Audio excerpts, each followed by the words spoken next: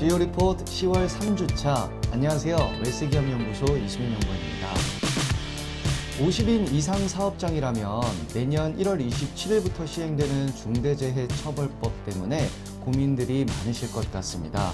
이번 주 CEO 리포트는 중대재해처벌법에 관련해서 우리 중소기업이 어느 정도 준비가 되어 있는지 그 내용에 대해서 점검하는 시간을 한번 가져보도록 하겠습니다.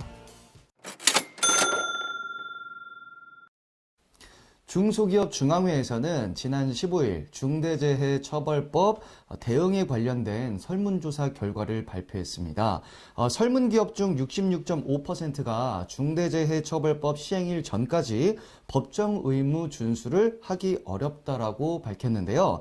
특히 100인 미만 기업의 경우는 무려 77.3%가 어렵다고 답했습니다.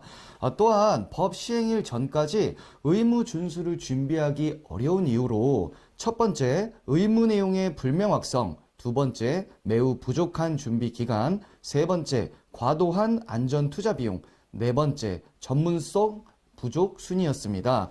특히 의무 내용의 불명확성에 대한 지적이 47.1%나 되고 있어서 과연 이 중대재해처벌법을 이렇게 밀어붙여도 되는 일인가 싶은 생각이 좀 듭니다.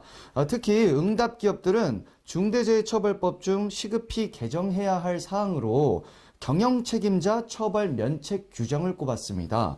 응답 기업 중 74.2%가 고의, 중과실이 없는 재해에 대한 면책 규정 마련이 필요하다고 답했는데요.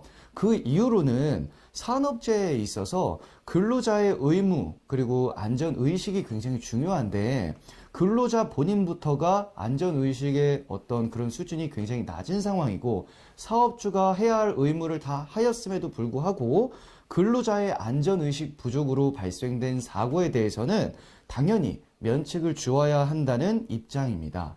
특히 형사처벌의 수위를 완화시켜 주어야 한다고 답했습니다. 이 말도 많고 탈도 많은 중대재해처벌법, 최근 트렌드인 ESG 경영을 하기 위해서 가장 중요한 제도지 않을까 싶은데요. 중소기업이 충분히 준비할 수 있는 현실적인 대안들을 하루빨리 마련되었으면 좋겠다는 마음으로 이번 소식은 마치도록 하겠습니다. 대표님 기업은 누구 것인가요? 바로 대표님 기업의 주주명부에 올라있는 주주분들의 것입니다. 아마도 거의 많은 기업들이 가족 형태로 기업이 운영되고 있을 텐데요. 가족 기업에 맞는 주식 지분 소유, 오늘 그 최적의 비율이 어떤 부분인지 알아보도록 하겠습니다. 안녕하세요. 웰스기업연구소 정우일 소장입니다. 자, 대표님들 거의 아마 가족기업 형태로 운영이 되실 겁니다. 뭐 간혹 가다가 이러신 분도 계실 수 있습니다. 나는 가족기업은 아니야. 왜냐면 다 내가 갖고 있어. 아니면 나는 과점주주가 되는 게 싫어서 우리 직원들 명의로 좀 해놨어. 그렇다 하더라도 실제 소유주는 대표님 혹은 대표님 가족의 확률이 상당히 높죠. 자, 그러면 사실 이런 것도 좀 생각을 해 보셔야 돼요. 지금 혹시 뉴스를 보셨는지 모르시겠습니다만 20대들이 이제 좀 명함이 많이 갈리더라고요. 그러니까 20대 분들을 소득을, 우리가 순위를 매겨보니까 차상위층, 최상위층과 최하위층의 이 소득 격차가 막 그렇게 크진 않았어요. 왜냐면 아직 젊은 친구들이니까 뭐 많이 벌어봤자 거기서 거기겠죠. 그런데 중요한 건 보유 자산에서는 차이가 엄청나게 났다는 겁니다. 즉 다시 말하면 금수저와 흑수저의 차이가 되게 심하다는 거죠.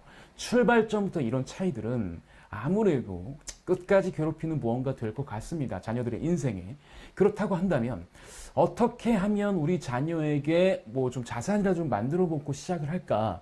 이런 측면에서 본다면 대표님의 회사의 주식 지분이 고루 분배되어 있는 게 가장 최적이라고 보실 수가 있습니다. 가령 예를 들면 다 5인 가족으로 구성되어 있고 그리고 20%씩 다 갖고 있다고 한다면 1억의 잉여금을 배당을 했을 때 각자 2천만 원씩 받게 되니까 실제로 세금 부담은 크지 않고요. 대표님 입장에서는 대표님한테만 2천이 가고 나머지 8천이 가족들로 가니까 다른 가족들의 자금 출처를 만들 수 있는, 즉 자녀가 금수저로 출발할 수 있는 좋은 토대를 쌓는다라고 볼 수 있겠죠. 그런 의미에서 보게 된다면 솔직히 말씀드리면 법인의 소유 형태가 이렇게 분할이 되어 있는 게, 최적의 분할이 되어 있는 게 상당히 좋죠. 하지만 현실은 그렇지 못합니다. 왜냐하면 당연하게도 우리 기업이 사업이 잘 될지 안 될지 그리고 이익이 날지 초창기에 모르지 않습니까? 그리고 자금 조달이라도 받아야 되거나 아니면 여성 기업으로 확인을 받아야 되거나 이래저래 인증과 뭔가 그다음에 외부 기관과 차입 이런 것들이 있게 된다면 당연히 사업주인 대표자 지분이 많아야 되는 게 당연하죠. 그리고 여러 가지 또 사업적 이유로 뭐 증자를 하거나 이런 거나 아니면 의사결정을 할 때도 사실은 그냥 자녀들 주주인 것보단 나 혼자 주주인 게 훨씬 더 편할 수 있습니다. 그 다음에 직원들이나 다른 사람 보기에도 아유, 이 지금 시작하는 회사인데 뭐 딸까지 들어오고 뭐 아유, 이건 좀 아닌 것 같아 라는 시선도 있기 때문에 처음엔 당연히 그러지 못하죠. 하지만 어느 정도 기업이 안정화된다고 한다면 그때는 제가 말씀드린 최적의 주식 배분이 어쩌면 정말 필요할 수가 있습니다.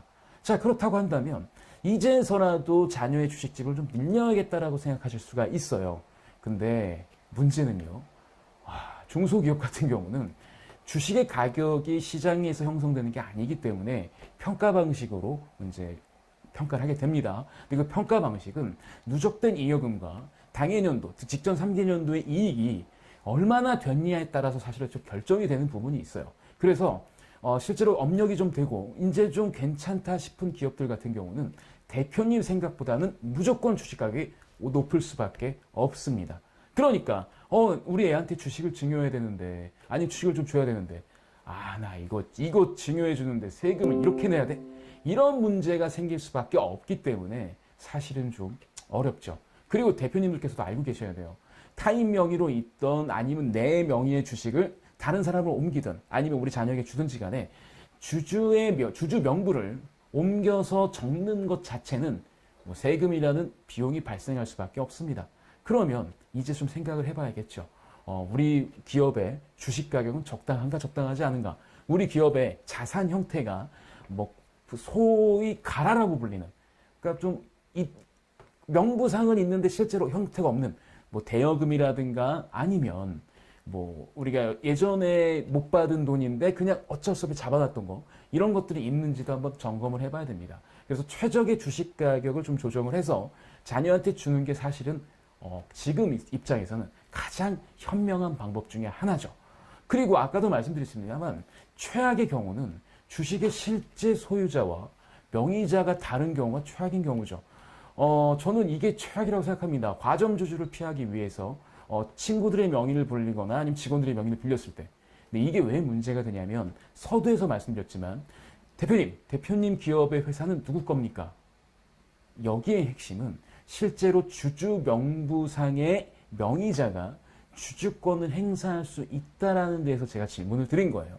자, 그러면 보십시오.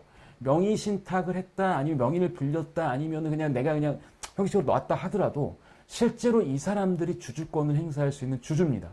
소유는 분명히 내 돈에서 출발했으니까 내 소유라고 할 수 있지만 주주로서 행사할 수 있는 권리, 의결권, 그 다음에 배당금 청구권, 자녀재산 청구권 이 세 가지는 주주 명부상의 주주에게 귀속되기 때문에 그들의 권리이기 때문에 이거는 나중에 그분들이 좀 이상한 생각을 하거나 뭐 하게 된다면 심각한 문제가 벌어질 수 있죠.